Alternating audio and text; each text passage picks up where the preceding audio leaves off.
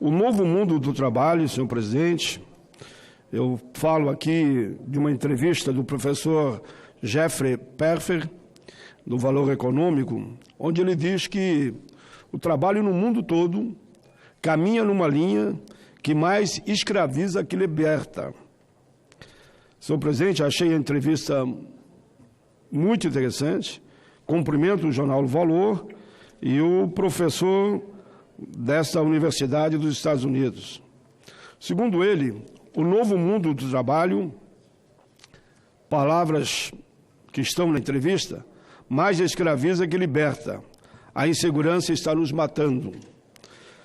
Se, por um lado, os novos formatos do trabalho nos deixam mais livres das amarras, segundo ele, da gestão tradicional, por outro, estão criando profissionais mais inseguros e frágeis do ponto de vista financeiro, físico e emocional.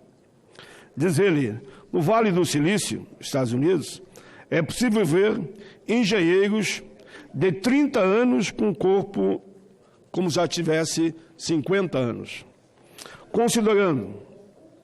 Ele é considerado um dos grandes pensadores da gestão moderna, cultuado autor e coautor de 15 livros sobre administração. O professor faz essa palestra em São Paulo, sobre o tema que eu estou aqui discorrendo. Em seu último livro, Morrendo por um Salário, com as práticas modernas de gerenciamento, prejudicam a saúde dos trabalhadores e o desempenho das empresas. E o que podemos fazer a respeito? Seu alvo é o modus operandi do novo universo do trabalho, que mais, repete ele, mais escraviza que liberta. O medo de perder o emprego, os contratos temporários, intermitentes, a falta de seguro-saúde e a instabilidade financeira, segundo ele, estão aumentando o estresse e nos conduzindo para um cenário profissional ainda mais precário no futuro do que é hoje. Quem trabalha nem sabe direito quais serão seus horários durante a semana ou durante um mês, o que é muito complicado para alguém que tem responsabilidade de cuidar da família ou de idosos. Aí ele está se referindo ao trabalho intermitente que essa casa aprovou na reforma trabalhista. Hoje, quando falam, aumentou o número de trabalhadores de carteira assinada, demitiram aqueles que estavam no contrato formal anterior e contrato intermitente. Por isso que dá a impressão que aumentou, mas o número de horas trabalhadas diminuiu. E o número do valor do salário no fim do mês também diminuiu. Mas fala mais ele. Como você pode se planejar quando não sabe qual será a sua agenda de um minuto para o outro? Como será o seu salário, seja no dia, na semana ou no mês? Tudo isso, segundo o professor, só faz crescer a tensão no ambiente corporativo e os conflitos familiares. Nos novos formatos de trabalho, embora exista maior flexibilidade, ele lembra que não existem benefícios e que certamente a pessoa não terá uma renda adequada.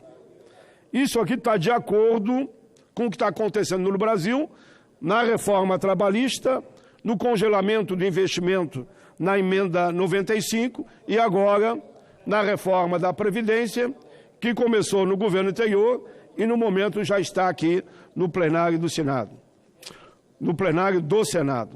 Um dos locais mais tóxicos para se trabalhar, para ele, é o tão falado Vale do Silício, que concentra as empresas mais inovadoras do mundo, mas desmonta a vida e a estrutura dos trabalhadores. Diz ele, lá, Vale do Silício, as pessoas acreditam que tudo o que importa é terminar o trabalho e que devem tomar qualquer substância legal ou ilegal, como esteroides, cocaína e o que for preciso para se manter no emprego. Ele lembra que os efeitos disso sobre a saúde humana são duradouros, ou seja, permanente. Prossegue. Se você decide fumar amanhã, o cigarro não afetará a sua saúde imediatamente, mas com o tempo você ficará doente.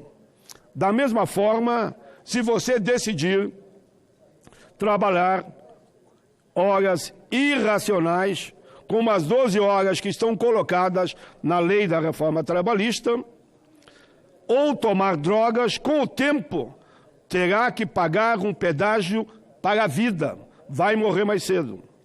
As empresas podem dar a esses trabalhadores mesas de ping-pong ou sushi, mas o que esses profissionais querem é um chefe que os respeite, algum senso de segurança, de humanidade e a oportunidade de equilibrar as suas várias obrigações na vida. A tendência atual do aumento da depressão e de doenças crônicas, suicídio que cresce no mundo todo, não são um problema só do primeiro mundo. Está em todo lugar.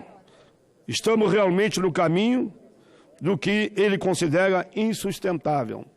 Por isso, essa semana, tivemos na Comissão de Assuntos Sociais uma audiência pública sobre o suicídio no Brasil. E teremos outra agora na Comissão de Direitos Humanos, nesta semana que entra.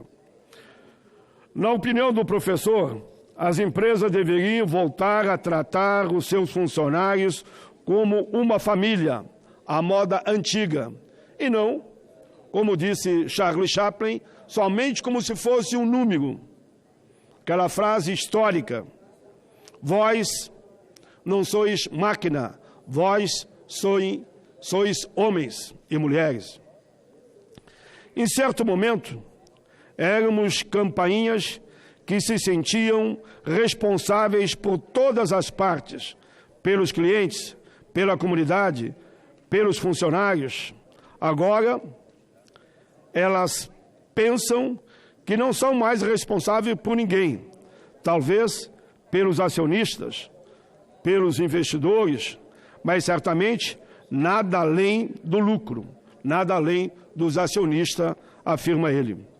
O fato de vivermos em uma sociedade altamente conectada, onde o trabalho invade os momentos de lazer e na qual é difícil estabelecer relação de longo prazo, nos leva cada vez mais a ficar mais doentes.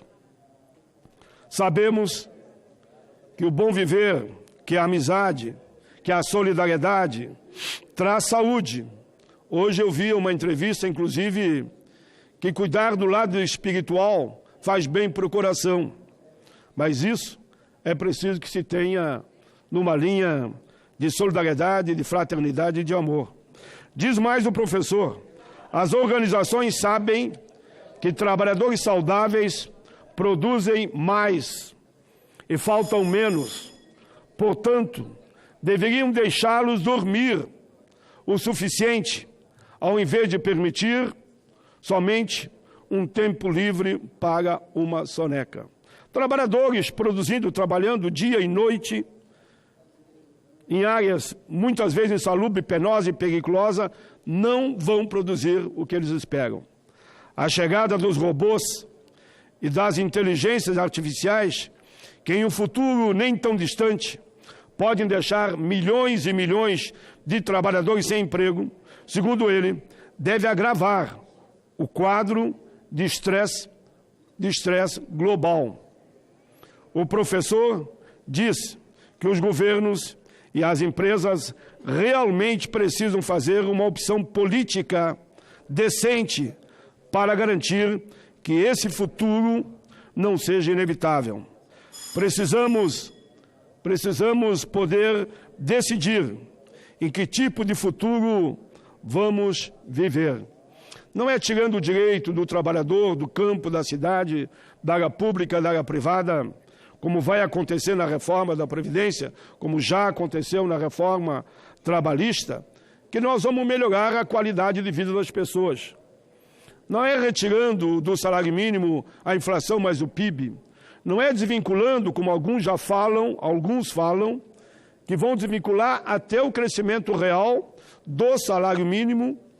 O crescimento real do PIB já desvincularam, mas querem tirar até recomposição do salário mínimo devido à inflação.